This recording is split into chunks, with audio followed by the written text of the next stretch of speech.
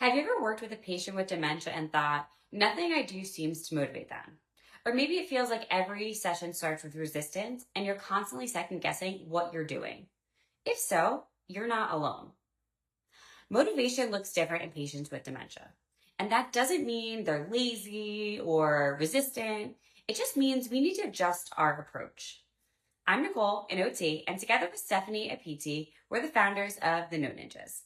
We have therapists like you with treatment ideas and documentation that reflects your clinical skill and saves you time.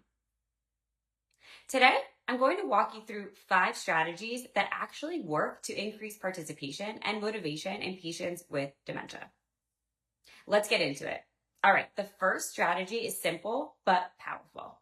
Strategy number 1 is to validate first, redirect second. So most of the time your patient isn't being difficult, they're just maybe confused or overwhelmed or unsure of what's expected. So instead of saying, come on, we need to get started, try something like this. Mrs. Jones, you look a little tired today. I wonder if your legs are stiff. Want to see if we can stretch them out together? This builds trust. It gives them a reason and it makes them feel safe, not pressured. Strategy number 2, tap into their identity. So you want to use familiar roles, routines, and identity. Patients with dementia don't always remember instructions, but they do remember who they are. So instead of saying, let's work on standing tolerance, try this.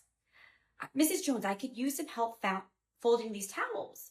You've always been good at that. See the difference? When the task feels familiar or connected to their identity, you'll get way more buy-in and make them actually want to do the session. All right, strategy number 3 is to give them purpose. We have to stop asking patients to do tasks just because. Give it purpose. Instead of, we're going to walk across the room, try, can you help me carry these cups to the table so we can get the snack ready for the grandkids? Now you've made it relational and it's not random. All right, strategy number 4, adjust the environment. This one is big and it's often missed. We need to control the environment, not the person.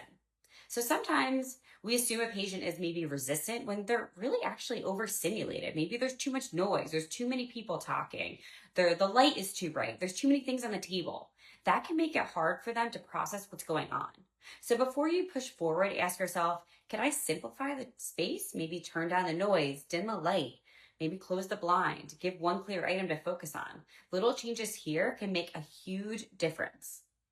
Strategy number 5 is to offer simple choices. This is the last strategy, and this one works almost every time.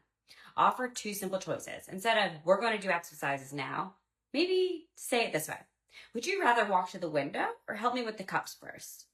This is about giving control, but in a way that's manageable. And when patient feels like they have a choice, they're way more likely to participate. So here's the bottom line. Patients with dementia, they aren't unmotivated. They're doing the best they can with the brain they have that day. And your job isn't to force motivation. It's really to find it by observing, adjusting, and connecting with the patient.